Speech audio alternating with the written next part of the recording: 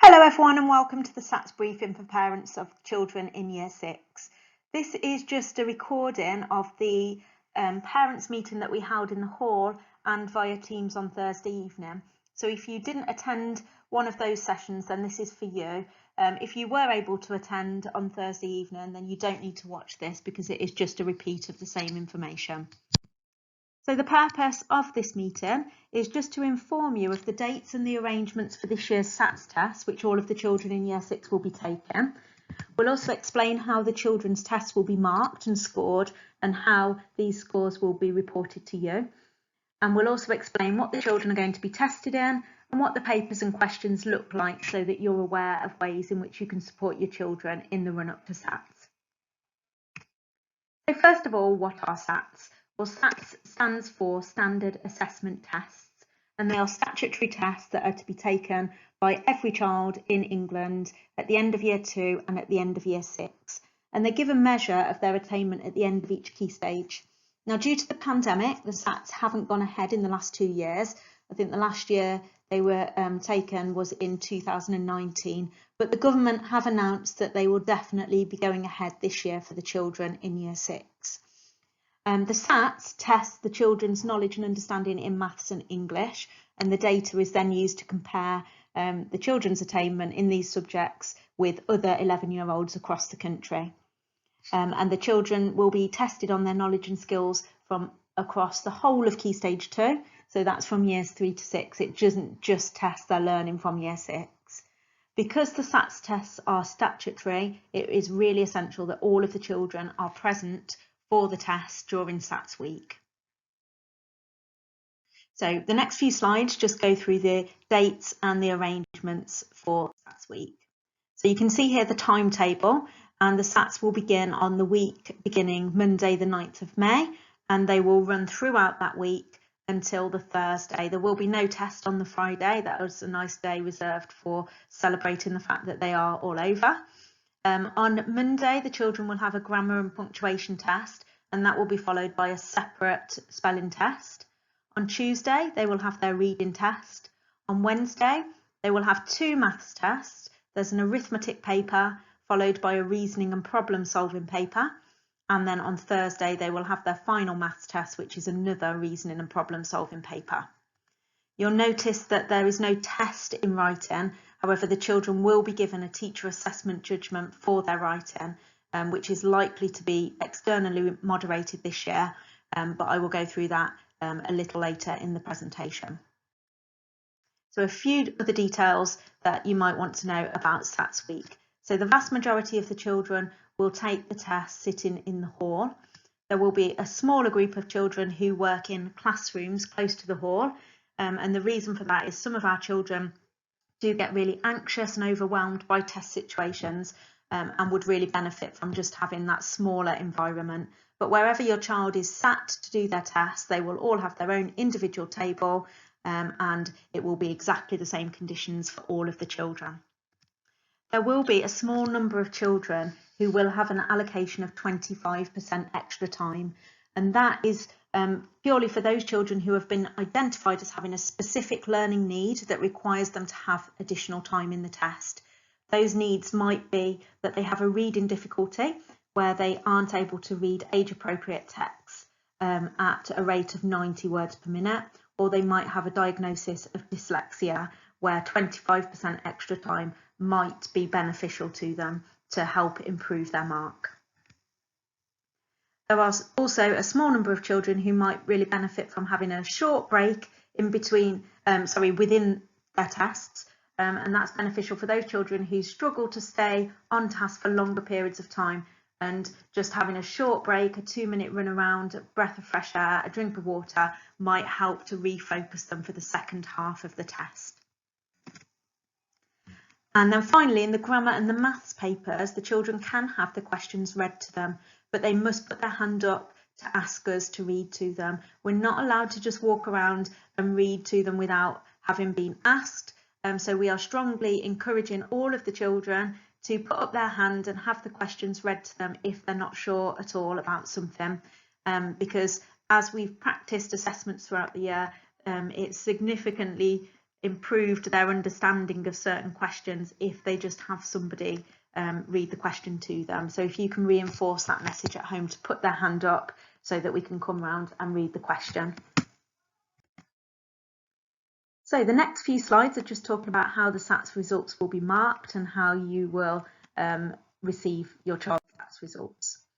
So first of all, the children get a raw score. So on each paper, there's a different number of questions available depending on how many questions are in each paper, and the children's correct marks will be added up to give a raw score. So in the maths, there's 3 papers. The first paper, the arithmetic, is out of 40, and the 2 problem-solving papers are both out of 35. So there's a total of 110 marks available in maths. In the spelling, grammar and punctuation, the grammar and punctuation test is worth 50 marks and the spelling is worth 20 marks. So in total, they can get 70 marks, and the reading is out of 50 marks. So as soon as the children have finished their test papers, we're not allowed to look through them at all. They are wrapped up straight away and they are sent off to an external marker who marks the tests and adds up the correct answers, and that gives us a raw score. The raw scores are then converted into a scaled score, and this is really what is reported to you and helps you to know if your child is working at the national standard, below the national standard or above the national standard. So the raw scores for the maths, reading and the grammar paper will be converted into a scaled score, which ranges from 80 scaled score to 120 scaled score. So the lowest possible scaled score a child can achieve is 80 and the highest possible is 120. A scaled score of 100 shows that the child has demonstrated sufficient knowledge in the areas tested and has achieved the national standard. And you can see here, this is a copy of the 2019 English reading boundaries. So you can see the raw score is written in the left-hand column and that converts to a scaled score in the right-hand column. And you can see that out of the 50 marks available as a raw score on that test, the children had to score 28 to get a scaled score of 100, which is classed as achieving the national standard. So you can see in the table at the bottom, if they scored between 80 and 99, that is classed as working towards the national standard. If they scored 100 to 109, that is classed as working at the national standard. And anything above 110 is classed as working at greater depth standard. So for each subject that has been tested, each child will get their raw score, so the number of raw marks that were awarded to them for each test. That will then be converted to their scaled score for each test and a confirmation of whether they attained the national standard or whether they're working towards or above that national standard. The SATS results will be given to your child's secondary school during their transition meetings with their teachers. They may be used by the schools to aid their setting and streaming of the children. Often secondary schools do carry out their own testing when the children start, but they are helpful for that process of deciding which groups the children might be set in initially. Now, the thresholds change every single year. Obviously, the last 2 years of your child's learning has been really disrupted because of the pandemic. There's been a lot of lost learning over the last 2 years. So the children are working extremely hard this year to try and fill all of those gaps that they have from the last 2 years. And we really, really hope that the government will take that into consideration when they decide what a scaled score of 100 will be. We're hoping that maybe they'll lower the threshold a little bit to reflect the fact that the years have been so disrupted for the last couple of years. So I'll just go through the reading paper. The reading test is just one paper, but it does contain 3 texts inside it. And the children will have 60 minutes to read all 3 texts and to answer the questions based on each of the texts. The texts get increasingly more difficult as they go through, so they'll start off with something that's hopefully quite simple and then go through to quite a challenging text at the end of the paper. So although we say they've got 20 minutes per text and set of questions, actually we've been encouraging the children just to spend 15 minutes maybe on the first one to allow themselves extra time for the second two texts, which will be a bit trickier for them. So there's going to be a total of 50 marks available for them in the reading paper, and in 2019 they needed to score 28 marks to achieve the national standard of 100 scaled score. The questions in the reading test are designed to test their ability to understand what they've actually read, as well as their understanding of vocabulary and language. So during the paper, they're going to be tested on their inference and deduction skills, and they will be answering questions about author's intent and their choices and why a writer has chosen to use particular vocabulary and language and grammar and text features. So the next two slides are just a couple of examples of types of questions that they'll be asked.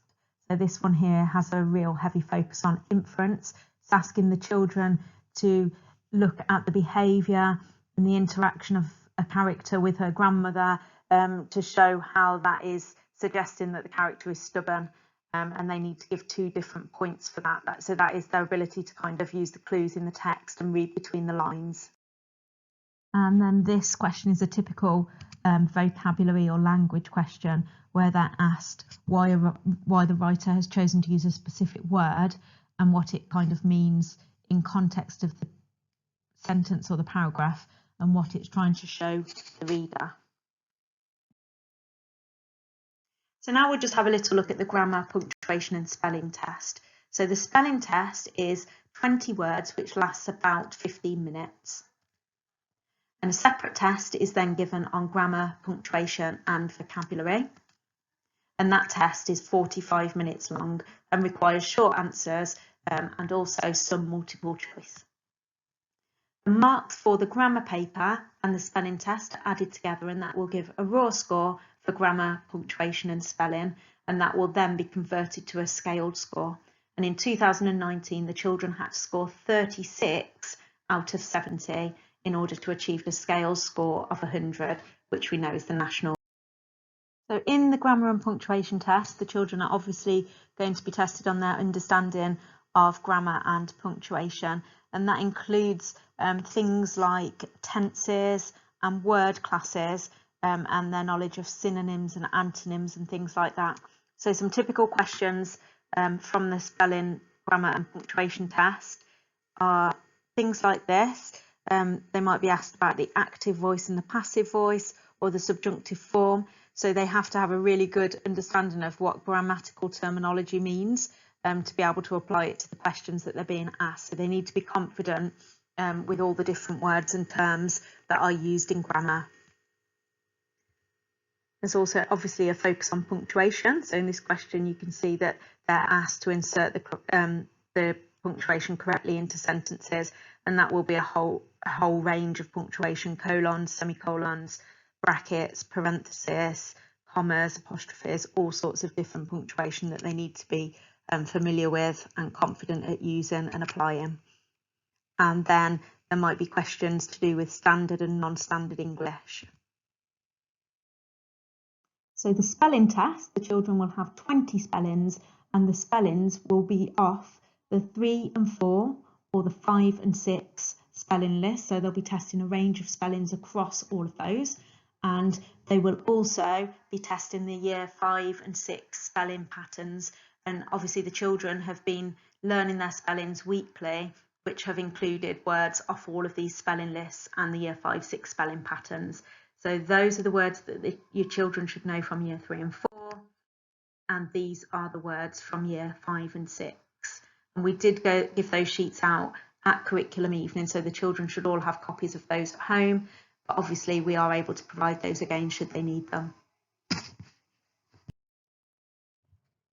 So this is all about the mathematics test. So the children for maths will set 3 test papers, and that's paper 1, 2 and 3. Paper 1 is the arithmetic test, and the children will have 30 minutes to complete that test. And in there is 36 questions which cover calculation methods for all 4 number operations. So that's addition, subtraction, multiplication and division. However, it's not just for whole numbers, it also requires the children to use those for operations with fractions, decimals and percentages. The papers start off quite easy and then gradually increase in difficulty, and the last few questions are really challenging. Papers 2 and 3 are problem solving and reasoning, and the children will have 40 minutes to complete each of these tests. So paper 1 is out of 40 marks, paper 2 is out of 35, and so is paper 3. So the 3 scores will be added together to give them a raw score for maths out of 110, and then that will be converted to their scaled score.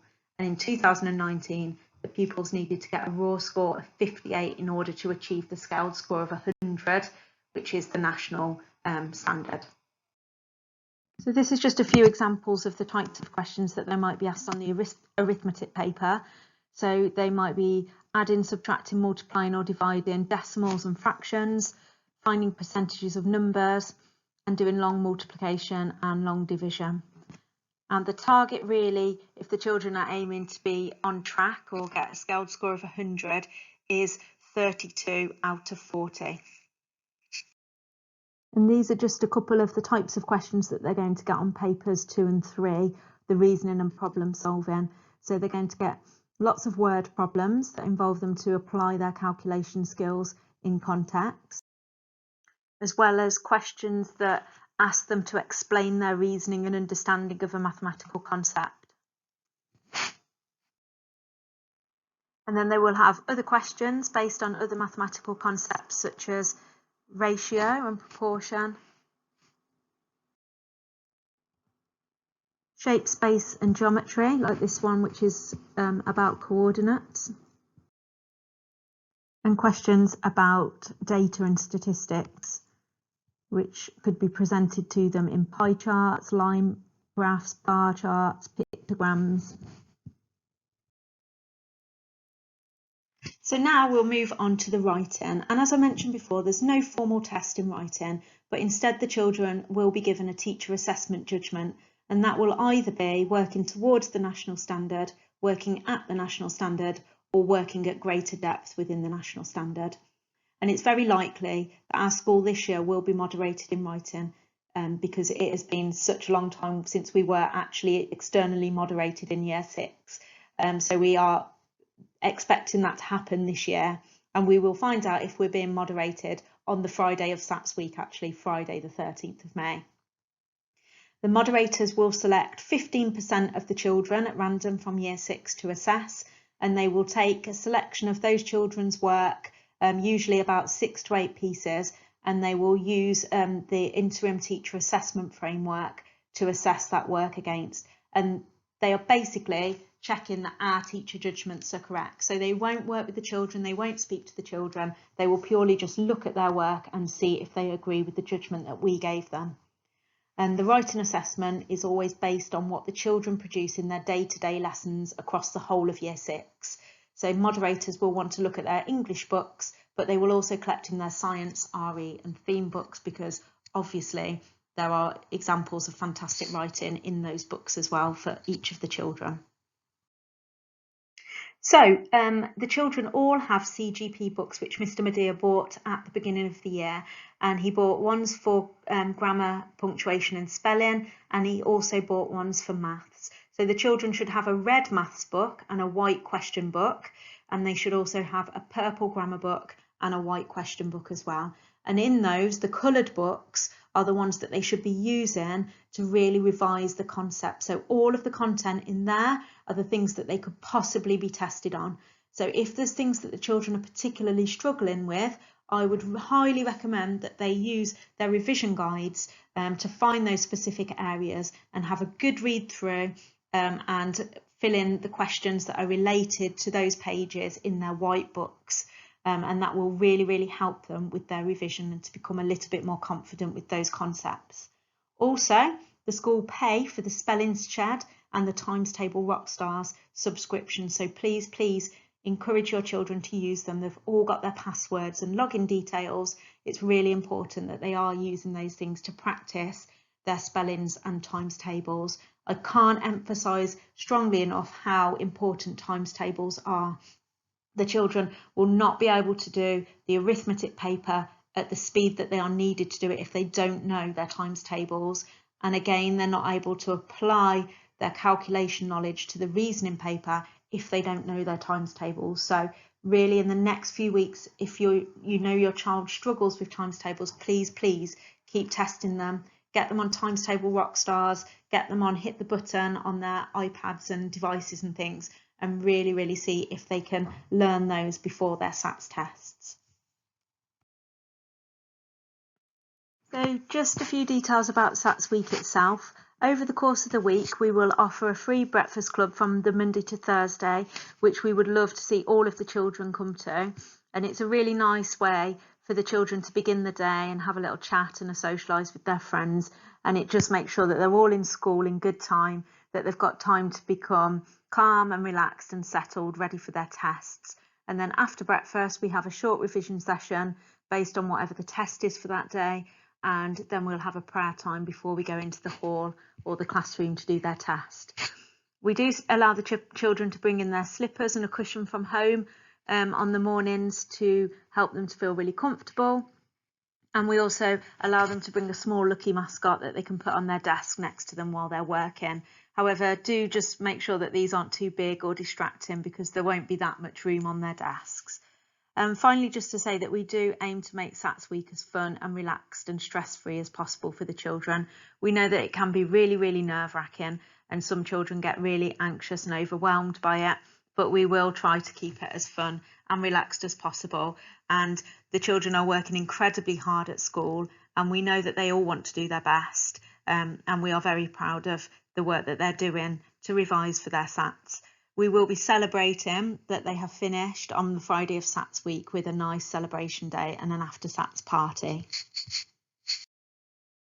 So just in the run-ups of SATs, if you can just reiterate the messages to your children that, you know, we don't want them to feel anxious or overwhelmed, that we're here for them to talk to if they need it. If they need any extra support with any of their lessons or their homework, they just need to come and speak to one of us, and we will make sure that we help them.